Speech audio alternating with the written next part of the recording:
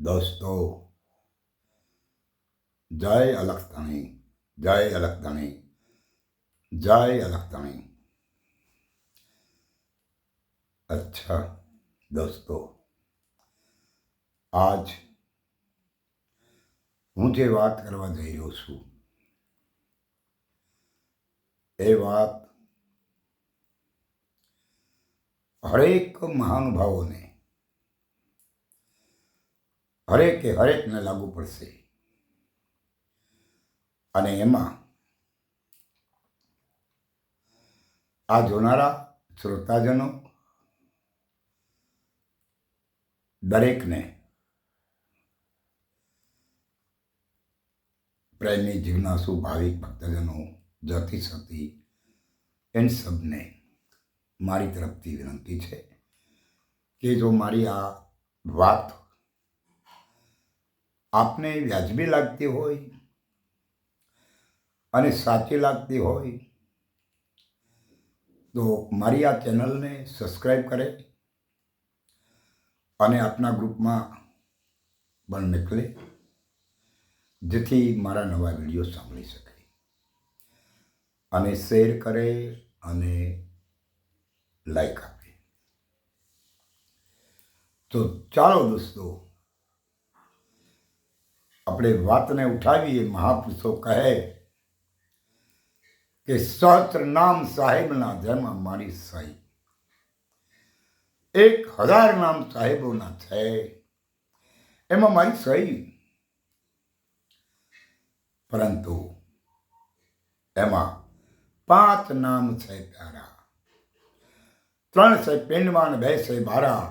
આ બેનું એક કરે ને તો જીવન से सब कुछ हो जाएगा वो न्यारा. एक બધાથી ન્યારો हो जाए તો આ 5 નામ જો પ્યારા કીધા છે, આકાશ, પૃથ્વી, જળ, અગ્નિ અને વાયુ. આ 5માં 3 છે પિંડમાં અને 2 છે બારા. ધરતી, જળ અને અગ્નિ, આ 3 પિંડ છે.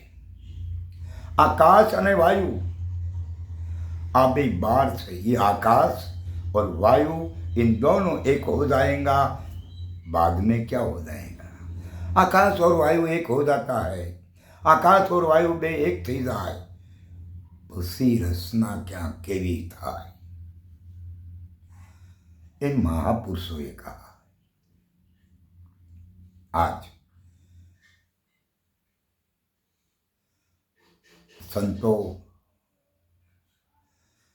જે વાત કરે છે, નામ, નામી અને અનામી, આ બાકસ એક નામ છે. અને એ નામ જે રહ્યું ને, એ આ દૃશ્યમાન પદાર્થ જે ઘાટમાં આવેલું છે આને નામી કહેવાય. અને આ નામીનું નામ બાકસ આપવામાં આવે. હવે અનામી ક્યારે કહેવાય? કે આ નામીનો નાશ થઈ જાય પછી અહીંયા જે વાત વાસ્તવિકતામાં છે એ અનામી છે. અનામીનો અર્થ એ થાય કે જ્યાં નામીની હાજરી નથી, પરંતુ બાકસ નામ તો બોલાય. મગર વાત એવી નથી. હરિગુરુ સંત મહાપુરુષોએ બતાવેલી વાત એવી નથી. વાત અહીંયાથી આગે લઈ જવાની વાસ્તવિકતા છે. ત્યાંથી વાત ઓરિજિનલ ઊભી થાય છે. હકીકતને સમજવા માટે આગે જવાની જરૂર છે. ઘણા મહાપુરુષો आकाश અને પાતાળ इन दोनों के भीतर यहाँ परमात्मा છે. આ કેવલ ભૂમિકા છે, આને તમે માની લો, તો એવી વાત નથી. કારણ કે આ નામ, રૂપ અને ગુણનો નાશ કરો ને ચોથું પદ અવિનાશ. આ નામ, રૂપ, ગુણ નાને નાશ થાય એટલે આ ભૂમિકા વધે, આની સિવાય કાંઈ વધે નહીં. આ અવિનાશ પદ કે જેનો વિનાશ ન થાય. પણ એથી પરમાત્મા જુદી વસ્તુ છે. પરમાત્મ, પરમ એટલે પવિત્રમાં પવિત્ર, આત્મ આ તમે છો. તમે જ્યારે તમને ઓળખી લેશો ને, ત્યારે આ જીવનમાં તમારે ઓળખવા જેવું કંઈ રહેશે જ નહીં. જ્યાં ન ભૂત ન ભવિષ્ય ન વર્તમાન, એક હિ તમે હો. ભૂતકાળ તમારાથી છે, વર્તમાન તમારાથી છે, અને ભવિષ્યકાળ પણ તમે છો. રજોગુણ, તમોગુણ અને સત્વગુણ ત્રણેય ગુણના કરતા તમે છો. સાચી વાત, જુઠ્ઠી વાત, આ બેયની દ્રષ્ટિ, બંને ઉપર દ્રષ્ટિ તમારી છે. તમે બંને ઉપર સ્વાર છો, તમે બંને ઉપર હાવી છો, બંને ઉપર તમારી તાકાત છે. પણ આ વાત જ્યારે કોઈ મહાપુરુષ મને તમને જ્યારે મળી જાય ત્યારે આ વાત સમજાય. કારણ કે આ અગમ અગોચર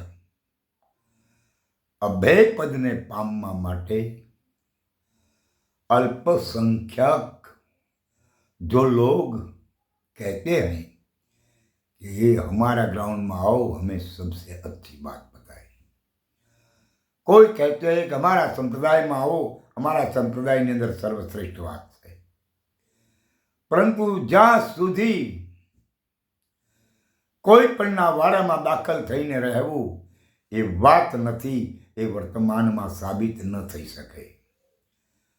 હા, તમે જેના આશરે બેસીને વાતને અનુભવ્યા હો ને, એ મહાપુરુષને ધ્યાનમાં રાખીને જીવન જીવવું જોઈએ. પરંતુ એનો અર્થ એવો નથી એ વાડા છે. આપણું નક્કીપણું, આપણને મહાપુરુષે બતાવેલી વાસ્તવિકતા, જે હકીકત સમજવામાં આવે, હકીકત લક્ષમાં આવે, અને જેના દ્વારા લક્ષમાં આવી હોય, તેને કાયમ આપણે ધ્યાનમાં રાખવા પડે અને એની સાથે આપણે ભાનથી વર્તમાન કરવું જોઈએ. અગર એમાંથી જો વિમુખ થઈએ તો એના સાથે આપણે વિદ્રોહ કર્યો કહેવાય. અને એવા વિદ્રોહી આ દુનિયામાં ઘણા રખડે છે. માટે સત્યને સાથ દેવો એ જરૂરી છે. પણ સત્યને સમજી અને નૈતિક સિદ્ધાંતને વિરુદ્ધ હાલે એને સાથ આપવો એ તો મહાપાપ છે. માટે નેચલ પદ નિરાભિમાની, નિર્વિકલ્પ નિરાધાર અને નિર્વાણ, જે સંકલ્પ અને વિકલ્પની ગાંઠું બંધાણી છે, આ તો ગુરુ ચરણે જવાતી ગળશે. મારે તમારે દરેકને સંકલ્પ અને વિકલ્પોની ગાંઠું બંધાણી છે, એ ગુરુ ચરણમાં જવાતી ગળે. એવું શા માટે? કારણ કે ગુરુ ચરણમાં જાઓ ત્યારે જ ત્યાં તમારે તન, મન અને ધનની બલિદાની કરવાની થાય. ત્યાં અર્પણ નહીં, फिर भी समर्पण करना जरूरी हो जाता है. अर्पण करने वाले लोग सच्चाई को नहीं साबित कर सकते.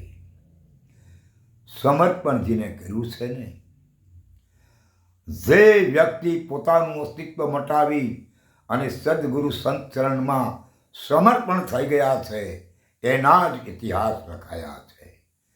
આ મીઠી વાતો કરવા વાળા લે ભાગુ તત્વોની આ વાત નથી.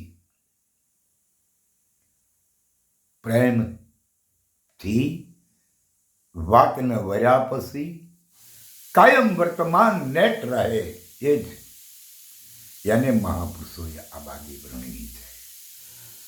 જે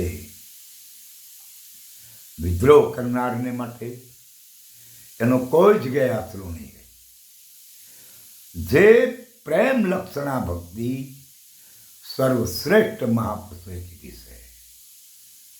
અહીં તો પ્રેમથી સંત ચરણમાં બેસી અને વાતને આપણે ઉઠાવી હોય, ત્યારે આપણે જે વાણી બોલતા હોઈએ, ત્યારે આપણું જે વર્તમાન હોય, એ વાણીને એ વર્તમાન જેના કાયમ રહે ને સાંગો પાંગ, તો એને કીર્તાર મળે. કીર્તાર, એને કિરનારો મળે, એને એને જવા માટેનું સાધન મળે. પણ જે આમાંથી વિમુખ ચાલે ને એને કોઈ નિવેડો ન આવે. વાત કદાચ ભલે મળી ગઈ હોય, બોલવાની ફિલોસોફી કદાચ ભલે ને ગમે એવી હોય, પણ અંત સુધરે નહીં, આબાદી મળે નહીં, એવા નુગરાથી ચેતવું એ જરૂરી છે. માટે સાહસ કરવું, પણ સમર્પણનો ભાવ લઈને, અને જેથી સમર્પણના ભાવથી આ જગતના શોકમાં કોઈ મહાપુરુષના સાનિધ્યમાં જવાથી અભય પદ જરૂર મળશે. અભય પદ મળ્યા પછી કોઈ ભય રહેતો નથી. માટે અભય પદની પ્રાપ્તિ કરવા માટે આપણે નિષ્ઠાવાન રહેવું જરૂરી છે મહાપુરુષના સાનિધ્યમાં. અચ્છા, તો ભાઈઓ, જય અલખધણી, જય અલખધણી, જય અલખધણી. દોસ્તો, મેં વાર કહું છું કે નિષ્ઠા એ સંત મહાપુરુષનું સાનિધ્ય છે, ત્યાં સુધી છે એમ નહીં. જેના પાસેથી આપણે લીધી છે આ વાત, એ સ્વરૂપની ઝાંખી કાયમ હોવી જોઈએ. એ સતી નારી એકવાર પરણી જાય પછી એનો પતિ કાળો હોય, કદરૂપો હોય, ગમે તેવો હોય, પણ એનું જ નામ વર્ણવે. એ જેને વરી છે એનું જ નામ વર્ણવાય ને, એને જ સતી કહેવાય. બાકી આજ લગ્ન કરીને કાલે બીજા લગ્ન કરીને બીજાના વખાણ કરે, આને રાંડ વેશ્યા કહેવાય. એટલે આવા વેશ્યા બનેલા ઘણા રખડે છે. એટલે આવાથી ને ચેતી જવું એ જરૂરી છે ભાઈ. કારણ કે જેને ઇજ્જતની ખબર નથી, જેને પરમ ધર્મની ખબર નથી, જેને પરમ તત્વની પણ ખબર નથી, કહેવું છે પણ અહીંયા કરવું નથી, પોતાને બીજાને કહેવું છે, પોતાને કરવું નથી, તો થોડું ચાલે ભાઈ. એટલે આવા સતી નારીઓની વાત કરવાવાળા ઘણી વિદ્રોહ કરનારા ને પણ સમજવા એ પણ આપણે જરૂરી છે. એટલે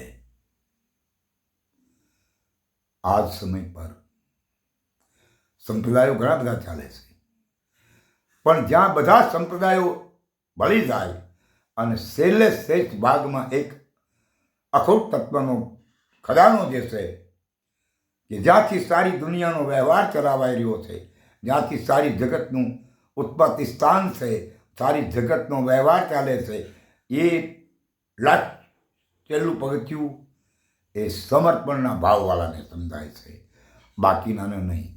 માટે સમજવું, સમર્પણનો ભાવ લઈને હરિગુરુ સંતના ચરણમાં જવું, એ જ આપણી નિષ્ઠા હોવી જોઈએ. અચ્છા દોસ્તો, જય દોસ્તો, જય અલખધણી, જય અલખધણી, જય અલખધણી.